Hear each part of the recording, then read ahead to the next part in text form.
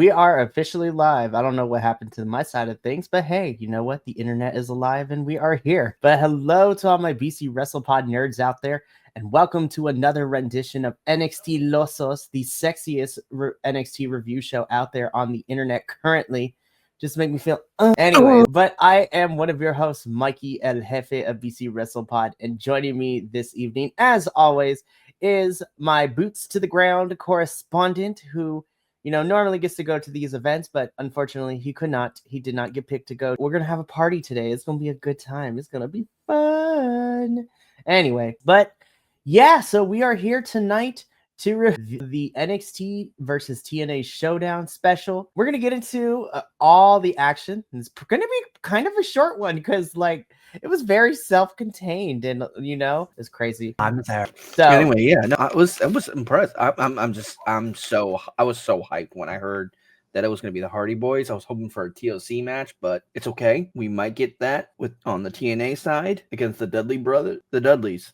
Oh, my brain's tired. I'm sobering up and I'm starting to fall asleep. That's the sad part. Don't fall asleep. I should drink more. But no, it's like I'm excited for that. That's gonna be cool. It's probably one of the reasons why I didn't get selected. They want to keep a slightly smaller crowd so they could have guests in, and so that's probably why they didn't get. And I think, if I'm remembering correctly, because I know they're out of town this weekend. Yes. So at least main roster is, and then the production people, because lots of people are heading over to Australia right now as we speak. No, I was looking up, I was trying to see where NXT was going to be, and I saw three site tickets for NXT this weekend. And I'm like, oh, that's interesting. Okay. Most definitely is, but once again, we are here to review the NXT versus TNA Showdown. I was highly entertained. I had a lot of stuff. I will say, though, we're going to talk about it because most of the things I was like, you know what? These matches probably were really good. I enjoyed it, except for one. And we're going to talk in a little bit. I was like, oof, because it was rough. But before we get into all of that, let's get through the announcements as we normally do. If you like what you see here and you want to see more, then subscribe to our YouTube. Follow us on Twitch or Kick. Whatever your preferred platform is for video watching and video consumption content is. So let's do that. Yeah, we got to do the ads right now. But if that is not up to your speed and you still want to interact with our little community, but not be able to or don't have the time to watch all our reviews, then, follow us on the social medias at BC WrestlePod. We do our report cards. We do previews for all the shows. It's a great time, because there's always something every single night of the week for wrestling. We love it. It is great. But if you want to support us financially, there are two ways you could go about doing so. Throughout the review, our little coffee bot is going to be making an appearance in the chat, where if you want to, donate to keep the metaphorical and sometimes actual lights on here at BC WrestlePod, you may feel inclined to do so. Or the other option is, if you would like to help us, pay for these bills out here, but also get something in return, then you can head on over to our merch store at bcwrestlepodshop.fourthwall.com, where we got a whole bunch of everything. We got review merch of all of our, review shows here, our review teams, both for the weeklies and the international brands. We have, special limited edition merch, which includes, our fall collection, our Latino Heritage Month collection, and just in time for the spoopy months, we got 2 Halloween shirts that take an homage to Grindhouse and Scary Godmother. I'm gonna let you figure that out, which is which. But if you want to take a look at everything that we have, then link in the shop of our merch, in the link in the description of this video, or you could just click the link that has been posted in chat. So please do, because it is a lot of fun.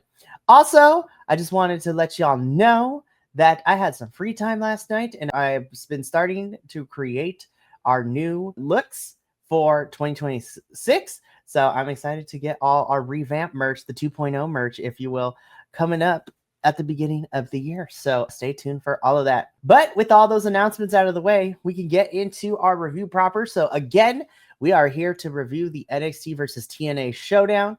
We kind of progressed a lot of chapters because we got to this point really quickly, because it's only been really 2 weeks of builds where TNA and NXT have beef with each other. I mean, technically, it's been going on since Trick won the TNA World Championship from Joe Hendry at NXT Battleground back in May. So NXT stars have been popping up over in TNA. TNA has been popping over to NXT, and now things come to a head, so to speak, with NXT and TNA going up against each other. So let's just jump straight into the action because we kick things off in our NXT versus TNA Showdown special with our opening contest, which is for the NXT and TNA Tag Team Championships winner take all match. So of course we have our NXT champions of Dark State, which is, Osiris here on the left.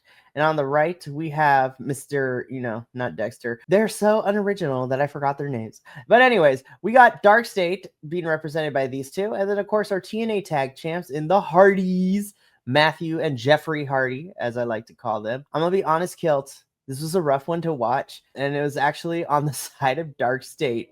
Dark State was not good in this match. And I was like, they were very stiff. Like, I thought the Hardys were a little stiff, a little, not rusty, but like a little ow my back. Yeah. Hardy Boys versus Pro Jobbers. That they were trying to overemphasize the match, or they were trying to underplay certain things. But like that one extremely missed hit when I think it was Matt was laying on the mat and the forearm from Osiris comes down and flat out misses his head. But the Hardy Boys, being ever the professionals, still sold a little. It's like, what the fuck? Like, this one was kind of like, I watched it in full instead of skipping around like I normally do when I'm trying to hurry up and catch up before our shows. Sometimes this one I watched the full way through because I have so much respect for the Hardy Boys.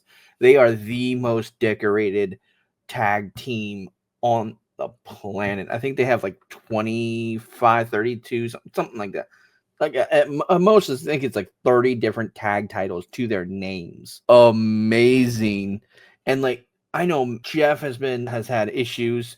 And yes, the Hardy Boys have been putting themselves through hell for 20 years. Like, I've known them since I was young, and I'm touching 40, so it's like they're not much older than me, but they're pushing it. This, like you said, there was that missed spot where they hit, but I think the biggest one was, I don't know if they edited it out afterwards because I was watching it live, but the fact that when Matt Hardy was on Osiris's like shoulders and like Osiris just couldn't hold him up and he kind of just dropped, I was like, my God. I don't like part of the thing because Matt was, giving the work, but like, and he just dropped. I'm like, is something okay with, like, is Osiris okay? Like, did a leg give out? Like, what's thesis? But yeah, this was a rough one to watch, but ultimately it would be the hot tag, with Matt getting, our boy Dion. There we go. Dion Lennox. Dion would end up getting on the floor, tagging Jeff for the Swanton for the win, and your winners, and, still TNA World Tag Team Champions and new NXT Tag Team Champions are and then it was announced earlier today that because originally the match between the Hardys were going to be for the TNA World Tag Team Championships in a tables match. So now, breaking news, they announced today that the match between the Hardys and the tables match will now be for both TNA and NXT Tag Team Championships. So both titles are on the line, which I'm like, damn. I was like, there is no way in hell that the Hardys are about to lose to the Dudleys. And I know shade, but Devon has said he done like that. So yeah, I'm surprised Devon decided to come back because I know he wasn't medically cleared for a little bit, and then he was just completely done. Like the Reverend, he's great peoples. I won't lie. It's like it was interesting to say the least that both of them were back. I know Spike ain't coming back. I've seen that man. He's a little heavy. That's for sure. But shout out to Chris Van Vliet interviewing everybody from our childhood, apparently. Dude, I love that, man. I want to be Chris Van Vliet. I want us to be that level of awesome where we're just kind of chilling and all of a sudden, bloop, here you go. Listen, that would be cool. If anything is possible, like I would like one of us to get on there. I was like, he literally had a podcast with another content creator, Mr. Yeah, Sam. it was like freaking honestly. No. Was it Sandy Zap or was the other one? No, you're right. You were right the first time. It is Sandy Zap. Okay. All I forget because those two are like their faces and voices are slightly similar, so my brain's like no. But seriously, shout out to the wrestling. Well, at least for the ones that we follow with. So that's Mr. Sandy's app. There's Johnny, I love, who does all the things. Richie, love him. It's great. So yeah, go follow these creators because they're doing some good stuff as well. Also, shout out to the Hermano Sancho. I love him too. He's great. But anywho, this was the roughest match of the entire night. I'm happy that the Hardys are double champs.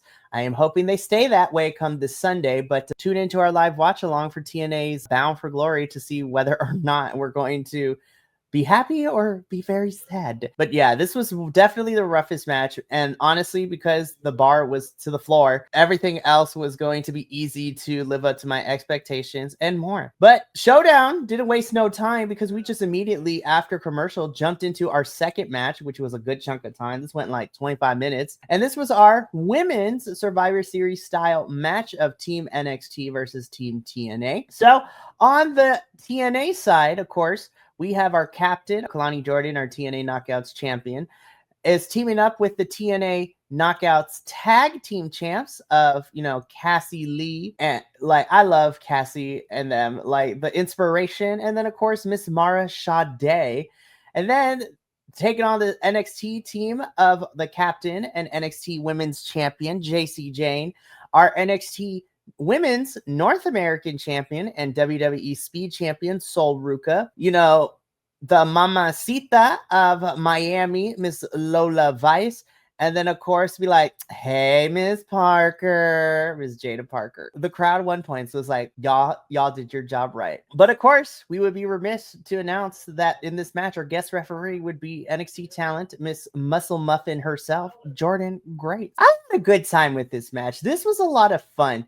And to be fair, I was kind of surprised, unlike the men's, how close this one actually was, because it felt even going into when people got eliminated, things like that. So let's just go through everything, right? So initially TNA gets the first pinfall, so we eliminate Miss Parker first. So Jada gets eliminated first, and then Mara Sade gets eliminated right after that. Then it's a 2-for-1 special because the Inspiration Girls get eliminated. Kalani is able to take out Lola, but it is because of all the shenanigans of the chicanery that Sol Ruca is able to hit the Soul Snatcher, which is still one of the coolest finishers right now in any professional wrestling company right now.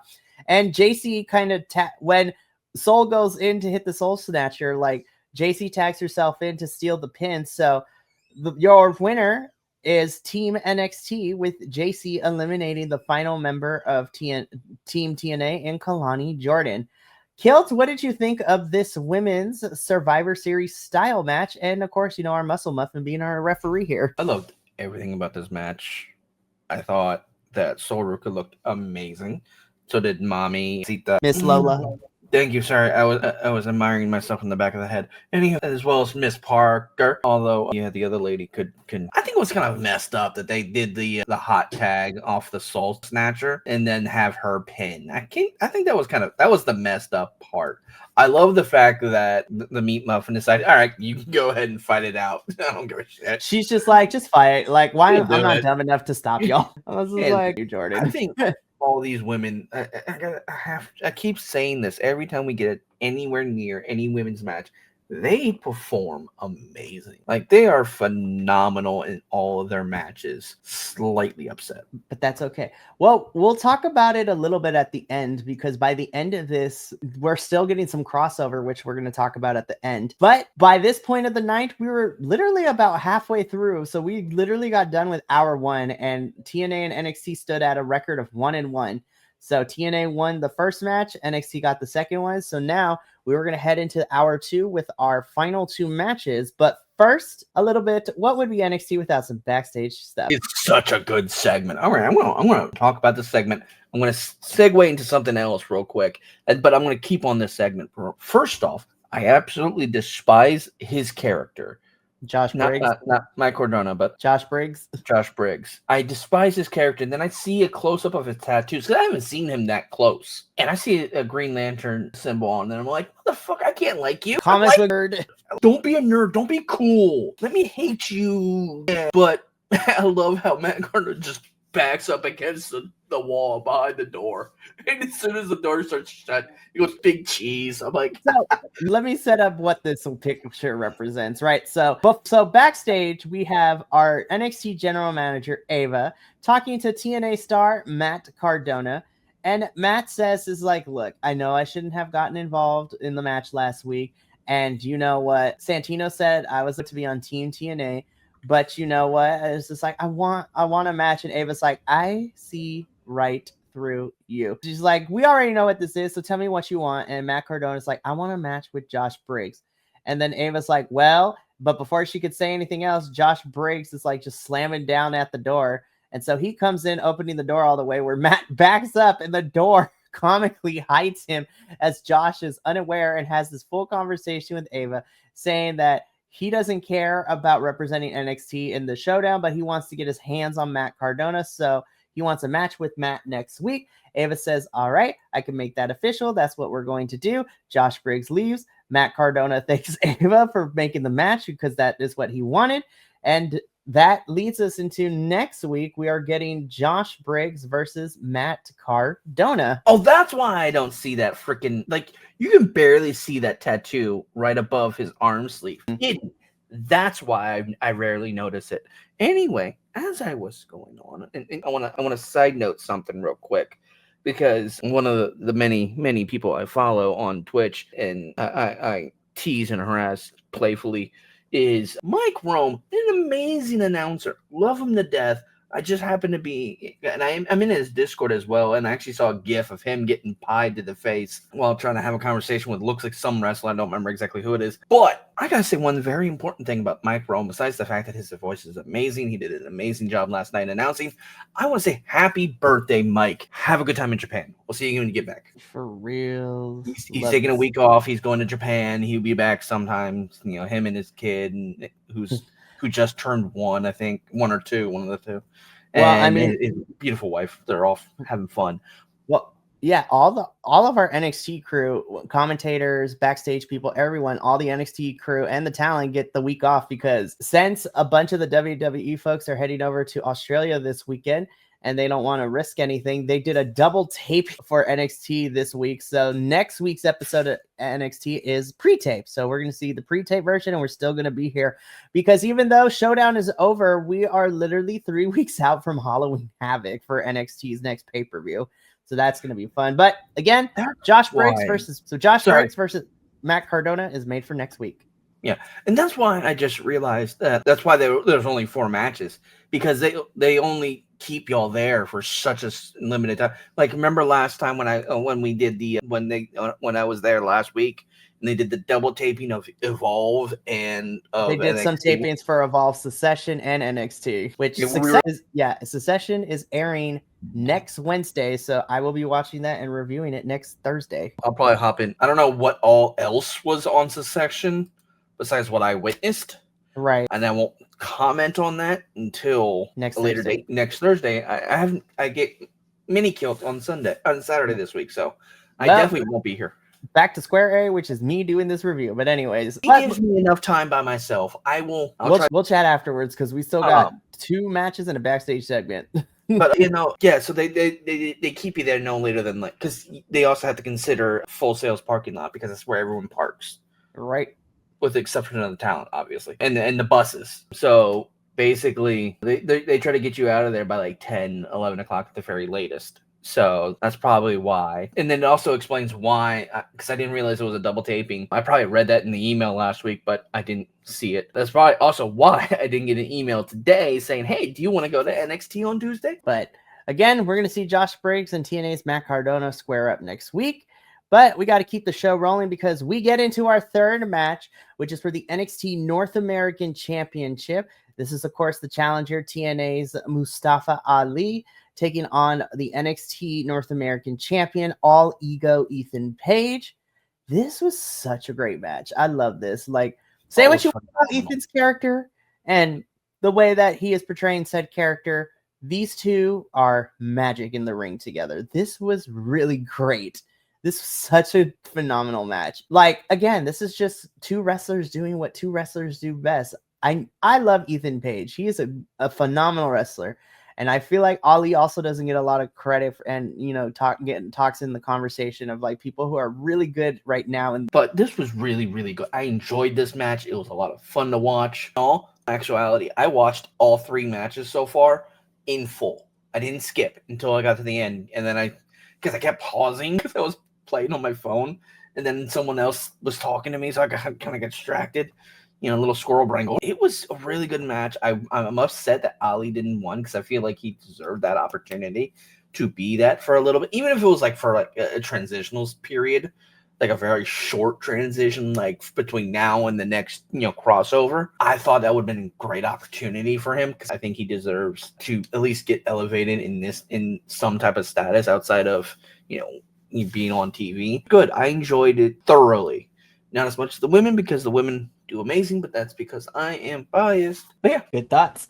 So, All Ego Ethan Page still is your NXT North American champion, and it seems that we are finally going to be heading on a collision course with All Ego Ethan Page and a certain, wrestler in. So we're going to talk about him right now, actually, because backstage, of course, we get our one of our AAA stars, Hijo, the Dr. Wagner Jr., and love the English and Spanish, like he literally is talking about it. But in comes Lexis King, who is still under the assumption that is actually Tavion Heights, because Tavion before No Mercy impersonated El Hijo, Dr. Wagner Jr. And basically, Lexis King is just like, you don't fool me, Tavion. I know it's under the mask. And then El Hijo, Dr. Wagner Jr. is just like, okay, we'll see you in the ring next week. And then Tavion comes up behind Lexis. It's like, Lexis, why is my name coming out your mouth? they don't even have the same skin color. How can you even joke? Like, it's funny. What Lexis King is now, he is just oblivious and stupid and like whatever. I'm trying to remember what 90s, early 2000s wrestler Lexis King just stole his entire look from. And I'm trying to remember. To be fair, his daddy is Brian Pillman Jr., so that might be Brian it, because Pillman. this is like, come on, dude. You got that fucking, like, you look like someone from that era. And I don't remember who it was, and so that might make sense later on when I look it up and I remember. But it's like, this was such a weird segment. I like it, but it was weird. Most definitely. But Tavion, like, even cuts good Spanish, and next week we are getting the Dr. Wagner Jr. versus Lexis King, which I smell Ethan Page coming up in this in some capacity, so this is going to be interesting. But Kilt, we made it to the main event of NXT's and TNA Showdown. So this is our second Survivor Series match, this time with the men.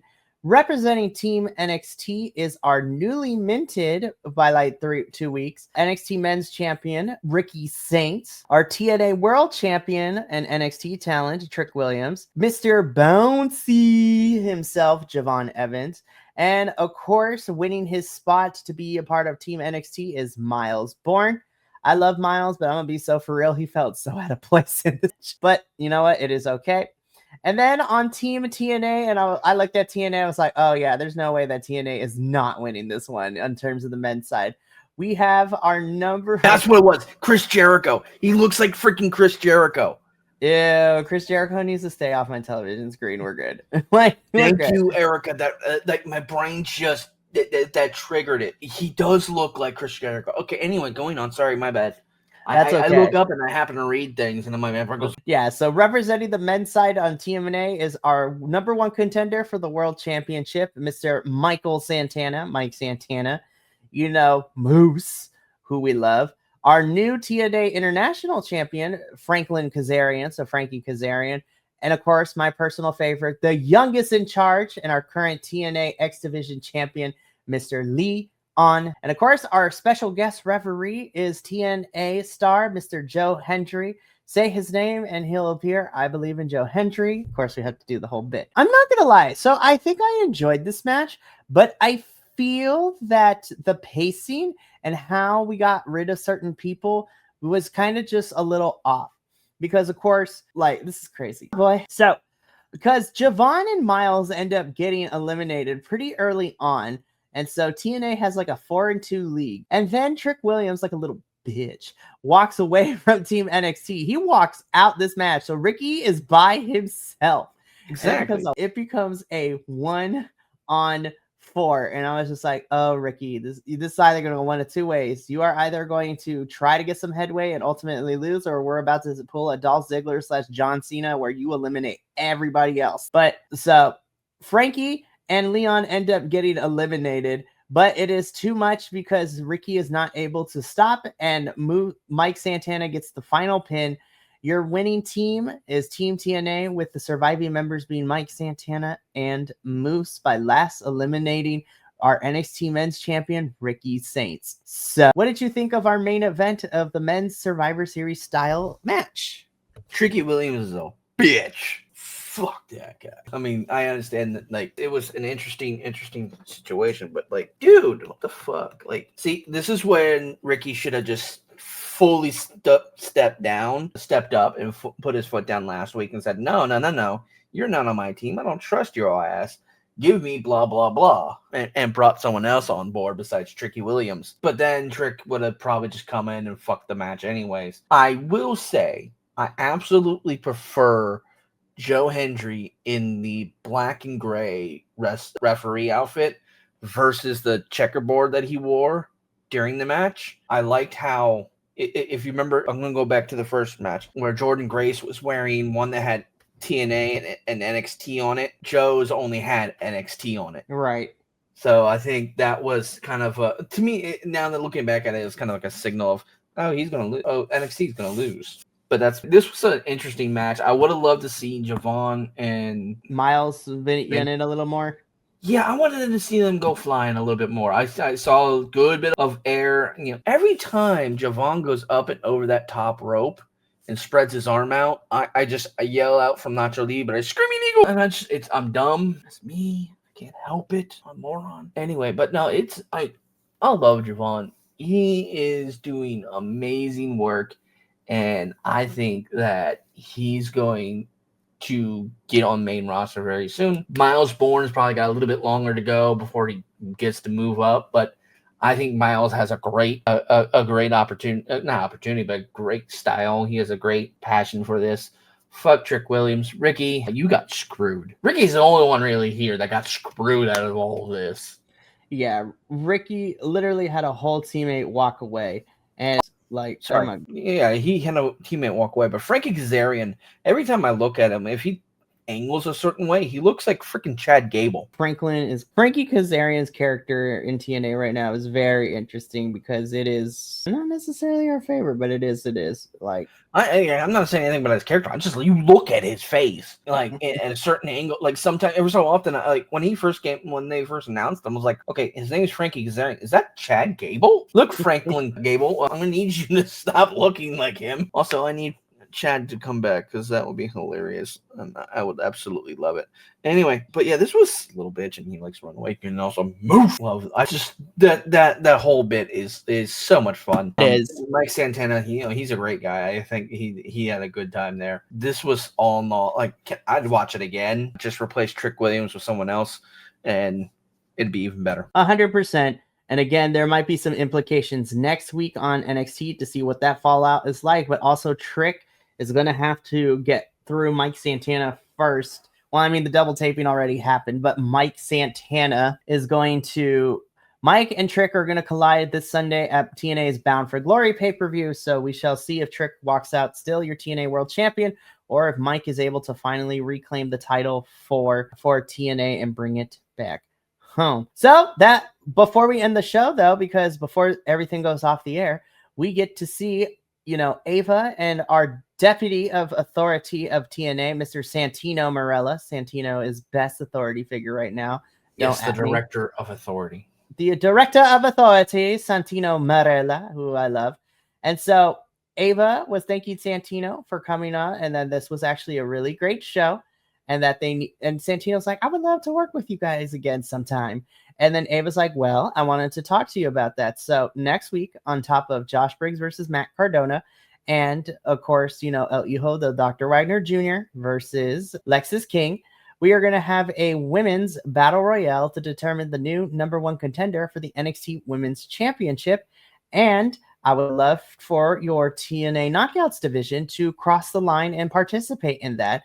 And Santino's like, we would love that very much. So next week's battle royale, we are going to get NXT and TNA women talent in the ring. So to determine our new number one contender for the NXT Women's Championship for Halloween Havoc. But this conversation is the last thing we see as NXT goes off the air for the week. Overall, I had a really fun time with Showdown. I thought that, the pacing was really good.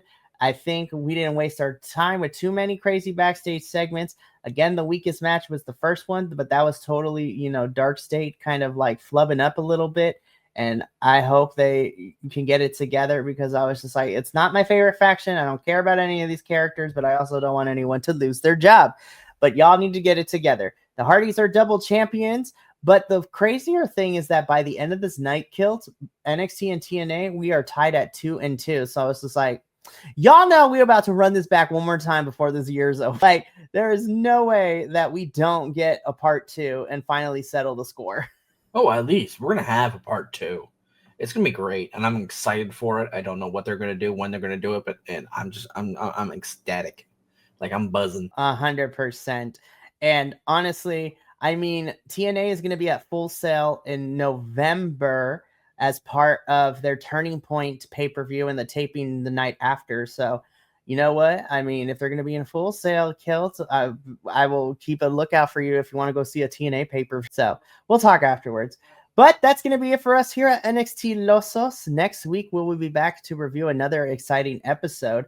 But before we get out of here, let's preview what the remainder of the BC WrestlePod review week looks like. And it's still a bit of a short week, but we still got a lot of stuff happening. So later on this evening at 8 p.m. Pacific, 11 p.m. Eastern, I will be back here with Papa Oso, Will, and Elgun as the three of us review CMLL. So we are here for all the goodness. We're going to talk about it. We are in the midst of getting ready for the Women's Grand Prix that CMLL holds at the end of the month in October. And so we got some matches to talk about, and we got to preview some things that are happening next week. Then on Friday at 7:30 p.m. Pacific, 10:30 p.m. Eastern, the TNA crew is here to review the Go Home edition of TNA, as not only are we going to review our regular scheduled episode, but we will be also making predictions for Bound for Glory. So this is the final Big Four pay-per-view of TNA, and I am excited. Again, we got lots of cool matches. We're getting the tables match for both titles with the Hardys and the Dudleys. We are getting Mike Santana versus Trick Williams, Indy Hartwell versus Kalani Jordan for the title. But the match that all of us are anticipating is already my match of the year, even though I haven't seen it yet, for the championship, Leon Slater versus Mr. Bouncy Javon Evans. That match is going to probably be my favorite match of the year, and anyone can fight me on that. But then, speaking of which, we will be making our predictions Friday, and then Sunday evening, we will be going live with our watch-along for TNA's Bound for Glory. I got to get a head count because we got to buy pay-per-views. And I was just like, all right, who's joining? So we got to drop this cash on these pay-per-views. So this should be fun for sure. But that's going to be it for us here. I got to get up on out of here because I am going to rest for a little bit before I got to get back on later. But thank you so much for tuning in to NXT Losos. I will be back here in a matter of like 2 hours to do the CMLL review with my other, crew. But until next time, for myself, Kilt, and the rest of the BC WrestlePod family, I come back from Add and Hear What. So, Erica, all I ended up doing was previewing the week of what remains, and then just, saying our goodbyes, because I will be back here in 2 hours to review CMLL with my CMLL crew. So if you're up late enough, you can definitely come by and watch all the Lucha Libre goodness. But we got to get up on out of here. So from all of us here at BC WrestlePod, remember, take care of yourself, love one another, stay Bi-Conic, and more importantly than anything, you always deserve to finish your story. We will catch you later for more reviews tonight and the rest of this week. But until then, and until next time, Peace. Thank you so much for tuning in to another Vibe Tribe production. What's gonna happen next time? Well, you're gonna have to tune in to find out. But until then, remember, take care of yourself, love one another, and as always, make sure that you keep the good times rolling. Thank you for being here, and we'll see you next time.